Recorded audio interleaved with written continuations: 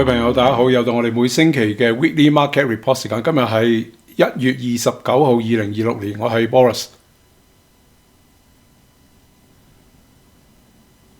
今日會同大家仔細分析就係國際市場同埋黃金啊、銀啊、Bitcoin 啊，同埋咧市場內部係咪開始輪轉去一啲保守嘅地方啦？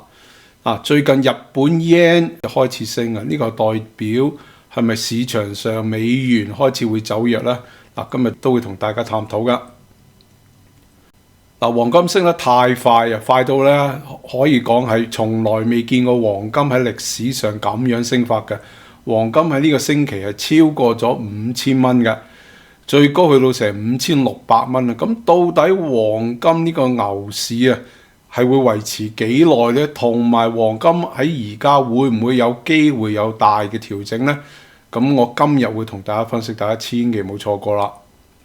第二個就係銀啊，大家見到銀呢喺一個月入邊銀係升咗成64.5% 咁犀利嘅，即係話月頭嘅時間呢係大概70蚊左右啊，月尾就已經去到117蚊最高位嚇。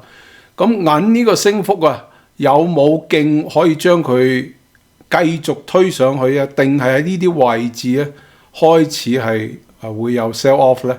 今日亦都會同大家探討噶。Bitcoin 咧就喺我嘅節目入邊同大家講，就 Bitcoin 進入咗一個熊市階段啊。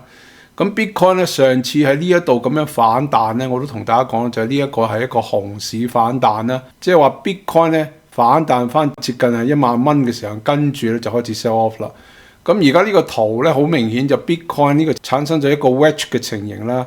咁呢個 wedge 咧會將 Bitcoin 咧有機會咧喺未來嘅幾個月Bitcoin 係有機會去到跌到成6萬蚊，甚至係更低都唔出奇噶。咁 Bitcoin 咁樣跌，亦都係代表市場 risk asset 同埋呢啲嘅 high beta 股票咧係出現問題噶。咁我今日咧會同大家講下市場輪轉去咗啲咩地方嚇。咁今年咧，如果你係投資嘅話，你千祈唔好淨係投資喺美國啊，因為我哋好明顯喺1月入邊已經見到咧，就係國際嘅資金咧係流入呢個國際市場嘅，或者係 emerging market， 而係最少流入喺呢個美國嘅。點解會咁樣？美國一路都係 outperform 全世界啊！咁但係大家如果你知道喺政治上發生咩事嘅話，你都知㗎啦。美國就有個黐線佬啦，就呢個咁嘅人啦，大家睇到啦，即係當自己好似個皇帝咁樣啦。咁而且又想打呢個國家，又想搶嗰個地方，即係同啲獨裁者嘅樣都冇乜大分別㗎嚇。咁我哋見到咧就係啲資金咧，其實去咗邊啲地方咧 ？South Korea South Korea 喺一個月入邊係升咗成10幾個%㗎。South Africa 咧，南非亦都係原因就係資源啊、黃金啊呢啲嘅嚇。巴西又係啲資源啊、能源啊或者係礦物啊，都係去咗啲礦物嘅地方。亞洲表現亦都相當唔錯，最主要嘅原因因為呢個 emerging market。而墨西哥咧，亦都係一樣有石油嘅，即係話成個世界嘅資金開始流向咧以前我哋所謂嘅 BRIC 嘅國家同埋有資源嘅地方嚇，就係因為有呢個咁樣嘅傻佬喺世界度搞震嚇。呢個傻佬唔單止搞禍咗全世界嘅秩序啊，甚至咧係搞到美元咧就差唔多要 collapse 咁滯。大家見到自從2015年之後美元係一路咁樣跌落去，咁美元能唔能夠維持呢一個國際嘅reserve currency 呢個仲係一個問題啊！因為最近呢2個星期，大家見到美元直情 collapse 係創新低嘅。每年去到呢個時間咧，美元都係一個低位，到底仲有冇支持呢？我哋就要睇下今日嘅 video 啦。我哋翻嚟道瓊斯指數啦，大家睇下，基本上成個道指雖然我哋話好似好強啦喺1月，但係實質上1月嚟講咧係得大概2% 左右嘅升幅嘅。我哋仲有1日時間啦，如果聽日係大跌嘅話，呢個1-2% 都唔知 hold 唔 hold 得住啊！即係個市場，美國市場相對嚟講係相當之嘅弱嘅。道指已經係喺1月頭嘅時間喺個高位啦，跟住咧成個月基本上嚟講咧都係比較弱㗎。嗱，呢個咧就係 S&P 500嘅weekly 圖啦。大家亦都睇到咧 S&P 500喺過去星期咧都係一個上落市嘅啫。咁原因我亦都同大家講過啦，就係成個 S&P 500又好或者 NASDAQ 又好，佢都進入咗一個波動收窄嘅環境啦。咁呢個波動收窄嘅環境咧，會導致咗成個指數咧喺一個好窄幅嘅空間入邊上落嘅。咁所以你見到咧，如果你投資喺指數入邊，特別係 capital weight 啦，完全冇得升啦。但係啊喺1月入邊啊 ，material 個成個行業啊 ，commodity 個行業啊，或者我哋講黃金嗰啲行業啊，能源嘅行業係做得相當之好嘅。咁所以咧，如果你係一個分散嘅 portfolio 咧，你會發覺咧，你嘅 portfolio 表現咧喺1月係相當之強勁嘅。嗱，如果你睇 S&P 500咧，基本上咧喺2個月前咧產生一個 hanging man 啦，咁跟住一個 doji 啦，呢個月暫時 S&P 500升咗1.8% 嘅啫，即係升幅係好少啊。如果你見佢呢個月咧係能夠 close 喺 positive 咧，喺呢2個 closing bar 嘅上面話，即係話咧佢 cancel 咗呢個 hanging man 啦，咁即係話我哋可能會見到2月咧個市場咧仲係會係 positive 啦。但係呢個亦都代表市場上係出現一個好疲軟嘅情形出現嚇，因為我哋連續幾個月咧嘅指數嘅幅度咧升幅嘅幅度係相當之低㗎。嗱，Nasdaq 100指數咧一樣係喺呢一個 Bollinger Band 嘅入邊呢啲位置咧上落啦。咁我同大家亦都講過就係話，如果佢跌破呢個25085嘅話咧，咁個波動就會增加㗎啦。而且最近咧，我哋亦都睇到個波動指數咧係差唔多一路都爬升上去嘅。咁呢個亦都唔係一個好現象啦，就係因為如果個指數又升或者指數係橫行唔跌，但係咧波動指數一路上升咧，通常佢哋兩樣嘢咧就係產生呢個負嘅 correlation 噶嘛，就好少兩樣嘢會同步噶。咁所以呢個咧亦都係代表未來市場上會出現問題噶。嗱，如果你睇 daily 圖嘅話咧，今日咧基本上咧朝早開市嘅時候個 NASDAQ 跌得好犀利，係跌翻去個 Bollinger Band 嘅中間線啦，咁跟住就反彈翻啦。但係咧好多嘅 NASDAQ 嘅科技股係跌得相當之犀利㗎。咁咧呢個亦都係代表啊，當呢一個 Bollinger Band 收窄得越嚟越窄嘅時間咧，呢個波動咧開始會由低嘅波動咧慢慢轉為強嘅波動啦。一旦佢係一個新嘅方向出現咧，亦都係會代表就係話呢一個係新嘅 trend 嘅開始啦。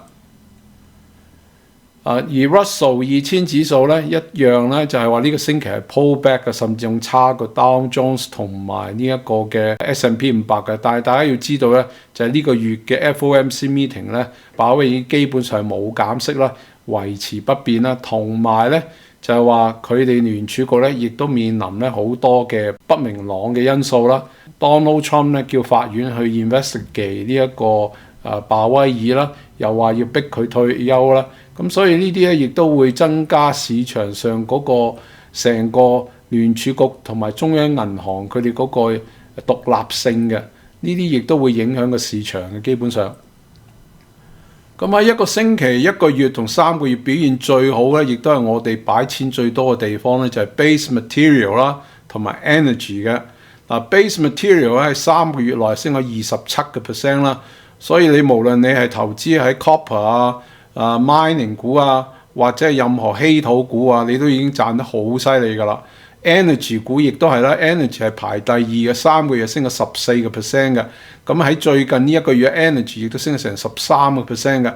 跟住咧就係 industrial 啦，咁 industrial 咧係 cyclical 嘅股票啦。咁所以咧整體嚟講呢3個 sector 咧係而家嘅 leading sector 嚟嘅。嗱，反而大家睇下 technology 喺3個月入邊咧個回報咧係 negative 嘅，係跌咗5.46%，所以個市場係喺度一路喺度開始 rotate 緊㗎。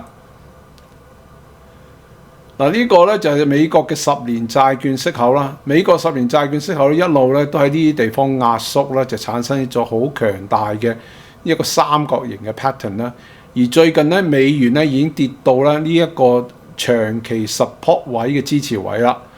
大家要明白咧，就係過往咧美國嘅10年債券咧同呢個美元指數咧一般嚟講係同步嘅，即係話美元升，10年債券息口就應該都係升嘅，呢個係好正常嘅關係嘅。因為佢哋兩個，當你見到美國嘅息口係向上去嘅話，自然啲資金就會流入美元市場啦。但係呢一次呢，我哋見到最近呢就係美元咧開始係跌啦，但係咧過去呢3個月咧，我哋見到呢一個美國10年債券息口咧係反彈上去。如果美國嘅10年債券息口係跟住日本嘅10年債券息口係升上去嘅話咧，而美元係開始向下跌嘅話咧，呢個咧就會脫鈎啦，即係話咧美元咧有機會係 collapse 跌落嚟啦，而呢一個10年債券息口係升上去嘅。喺過往呢啲情形咧，會唔會有機會發生？一樣係有機會咁樣發生嘅。咁所以係代表我哋美元咧係一個好重要嘅支持位呢啲嘅地方啊。能唔能夠有反彈咧？我哋就要睇2月嘅市場點走㗎啦。嗱，咁我哋睇翻一個星期入邊，大家見到美元喺上個星期仲喺個 Bollinger Band 入邊嘅，但係咧喺呢個星期咧，美元直情係產生個細嘅 gap 咧，係跌出咗呢個 Bollinger Band 出邊嘅。咁呢個係相當之 negative 嘅。如果美元正常嚟講應該係要反彈翻上去之後咧，去翻呢啲 medium line 跌破嘅地方先有機會再跌翻嚟，所以短期內美元應該係會有少少反彈㗎。嗱，各位，如果你中意我嘅分析嘅話，你可以 Patreon 咧去訂閱我哋嘅 video 嘅，可以睇到我哋成個嘅 standard member 嘅 video 嚇。